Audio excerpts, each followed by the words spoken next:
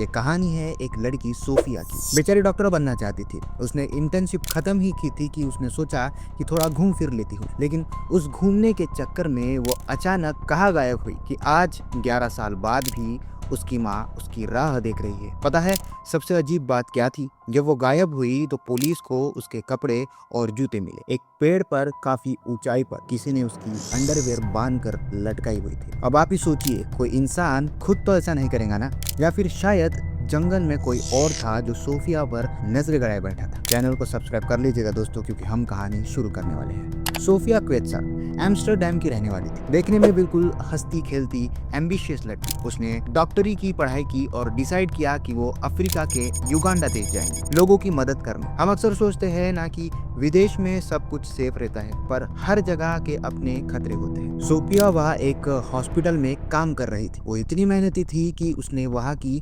Local भाषा भी सीख ली थी ताकि वो मरीजों के साथ बात कर सके। अक्टूबर का महीना था, उसकी इंटर्नशिप खत्म हो गई थी। अब घर वापस आने की तैयारी चल रही थी। बस उसने सोचा कि जाने से पहले एक आखिरी रोड ट्रिप कर लेती हूँ। कुछ दिनों पहले उसकी माँ भी उससे मिलने वहाँ गई थी। सोफिया को बाइपोलर डिसऑर्डर था, लेकिन उन्हें लगा कि सब कुछ ठीक है। पर दोस्तों, कहीं ना कहीं थकान और स्ट्रेस सोफिया पर हावी हो रहा था। ट्रिप के दौरान एक रात अचानक सोफिया की तबीयत बिगड़ गई। उसे मैनियक एपिसोड आने लगे, मतलब उसका दिमाग बहुत ज्यादा हाइपर हो रहा था। रात के 4 बजे वो कैंप में जोर जोर से चिल्लाने लगी, बोर्ड्स को पीटने लगी। वहाँ के रेंजर्स ने उसके गाइड माइकल को साफ बोला था कि भाई, इस लड़की की हालत ठीक नहीं है, इसे तुरंत शहर के हॉस्पिटल लेके जाओ। लेकिन पता नहीं उस गाइड के दिमाग में क्या चल रहा था। हॉस्पिटल ले जाने के बजाय वो उसे और उसके दोस्तों को गहरे जंगल में मर्चिसन फॉल नेशनल पार्क ले गया। हमारे यहाँ कहते हैं ना कि जब बुरा वक्त आता है तो दिमाग काम करना बंद कर देता है। शायद वही हुआ था। माइकल ने उसे ऐसी जगह पहुंचा दिया था जहां खतरा हर तरफ था। 28 अक्टूबर की शाम थी, सूरज बस डूबने ही वाला था।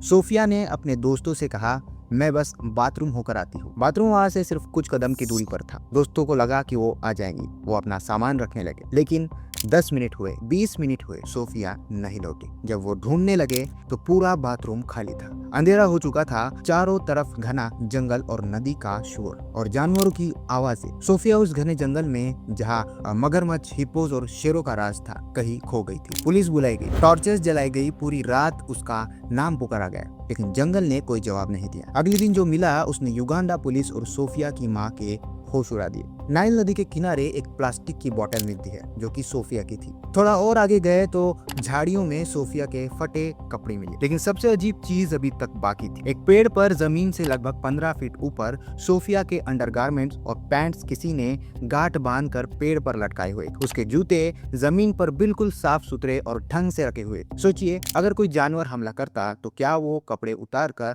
पेड़ पर सजाता? अगर सोफिया डर के मारे भागी थी तो उसके जूते इतने साफ कैसे हो सकते? ये सब देखकर ऐसा लग रहा था जैसे कोई प्लान किया गया था, जैसे किसी ने जानबूझकर ये सबूत वहां रखे थे ताकि पुलिस को लगे कि ये एक हादसा था। लेकिन फॉरेंसिक रिपोर्ट ने एक ऐसी बात बताई जिसने इस केस को हत्या या अपहरण की तरफ मोड़ दिया। 30 अक्टूबर को सोफिया की माँ मारिया क्वेत्सर युगांडा पहुंचती है। उसका दिल कह रहा था कि उनकी बेटी जिंदा है, लेकिन पुलिस का कहना था शायद वो नदी में गिर गई और मगरमच्छ ने उसे मार दी। लेकिन मारिया ने एक सवाल उठाया, अगर क्रोकोडाइल्स या फिर मगरमच्छ ने उस पर हमला किया था तो खून कहाँ है? कपड़े फटे हुए क्यों है? लेकिन उन पर कोई दांतों के निशान क्यों नहीं है? जब फॉरेंसिक टीम ने उन कपड़ों की जांच की तो एक ऐसी रिपोर्ट आई जिसने पूरे केस को ही पलट दिया। सोफिया के कपड़ों पर एक अनजान शख्स का डीएनए मिला। यह डीएनए ना तो उसके दोस्त का था, ना ही उन रेंजर्स का था जो उसके साथ थे। इसका मतलब था कि उस रात सोफिया के साथ कोई और भी मौजूद था, कोई ऐसा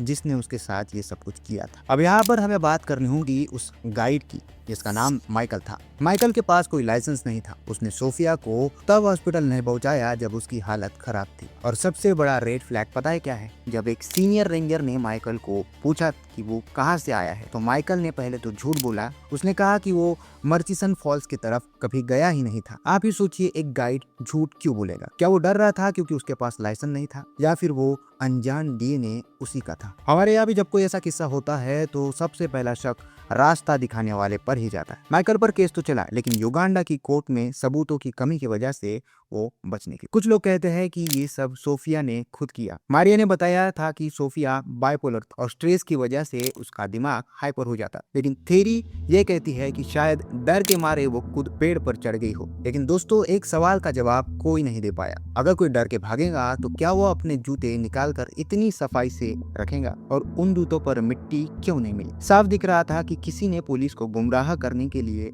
ये प्लान बनाया था। दोस्तों, सर्च ऑपरेशन 7 दिनों तक चला। एक्सपर्ट्स आए, ड्रोन उड़ाए गए, ट्रैकिंग डॉग्स ने पूरा जंगल छान मारा, लेकिन सोफिया का कोई निशान नहीं मिला। जो अनजान डीएनए सोफिया के अंडरवियर पर पाया गया था, वो सबसे बड़ा सबूत था। एक्सपर्ट्स का मानना था कि सोफिया का शायद अपहरण किया गया था। किसी ने उसे जंगल में पकड़ा, उसके साथ गलत किया और फिर उसने उसे गायब कर दिया। लेकिन दोस्तों, एक सवाल दिमाग में घूमता है, अगर किसी ने उसे मारा तो वो कपड़े पेड़ पर क्यों बांधेगा? इन्वेस्टिगेटर्स का मानना है कि ये पुलिस को कंफ्यूज करने की एक घटिया साजिश थी, ताकि सबको लगे कि सोफिया को एक मैनिएक एपिसोड आया और वो खुद ही पागलपन में नदी में कूद गई, ताकि असली मुजरिम तक कोई पहुंच ना सके। कुछ लोगों का मानना है कि सोफिया का अपहरण करके बॉर्डर के पार किसी और देश में उसे भेज दिया गया, लेकिन उसकी माँ मारिया आज भी एक अलग उम्मीद लेकर बैठी है। वो कहती है कि जब तक मुझे मेरी बेटी का शरीर नहीं मिलता, मैं नहीं मानूंगी कि वो चली गई है। उन्हें लगता है कि शायद सोफिया की याददाश्त चली गई हो और वो कहीं किसी दूर दराज के गांव में रह रही हो। हमारे यहाँ भी अक्सर लोग कहते हैं ना कि जब तक मिट्टी नहीं मिलती, उम्मीद बाकी रहती है। मारिया का हाल भी वही है। वो पिछले 11 साल से हर साल युगांडा जाती है, उन्हीं झाड़ियों में ढूंढती है जहाँ सोफिया की बोतल मिली थी। उनका दर्द देखकर वहाँ के रेंजर्स अपनी आंखें झुका लेते हैं। पुलिस ने भी फाइल बंद करने की कोशिश की, लेकिन 2025 में यानी पिछले साल ही ये केस फिर से खुला। मारिया आज भी युगांडा की गलियों में भटक रही है, सिर्फ एक उम्मीद में कि उनकी बेटी कहीं से वापस आ जाए। गाइड माइकल, जो इतने सालों से आजाद था, अब कड़े सवालों के घेरे में है। कोर्ट ने पूछा है कि जब सोफिया की हालत खराब थी तो उसने डॉक्टर को क्यों नहीं बुलाया?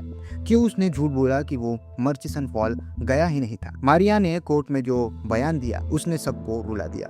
उन्होंने कहा, मेरी बेटी पागल नहीं थी, वो सिर्फ बीमार थी, उसे केयर की जरूरत थी। 11 साल बीत गए हैं, पर इंसाफ अभी भी कोसों दूर है। दोस्तों, सोफिया की ये कहानी हमें बहुत कुछ सिखाती है। बाहर की दुनिया जितनी खूबसूरत लगती है, कभी कभी उसके पीछे उतना ही अंधेरा होता है। सोफिया एक ब्राइट डॉक्टर बनने निकली थी, लेकिन वो एक कभी ना सुलझने वाली गुत्थी बन गई। अब मैं आपसे एक सवाल पूछता हूँ और इसका जवाब मुझे जरूर देना। क्या आपको लगता है कि 15 फीट ऊंचे पेड़ पर कपड़े बांधना किसी बीमार लड़की का काम हो सकता है, या फिर ये किसी तीसरे शख्स की प्लानिंग थी? अगर वीडियो अच्छी लगी तो लाइक कीजिए और क्राइम विदेशी को सब्सक्राइब कीजिए ऐसी ही सच्ची और मिस्टीरियस कहानियों के लिए। अगली बार मिलेंगे एक और ऐसी ही राज के साथ। तब तक के लिए अपना और अपने घर वालों का ख्याल रखिए।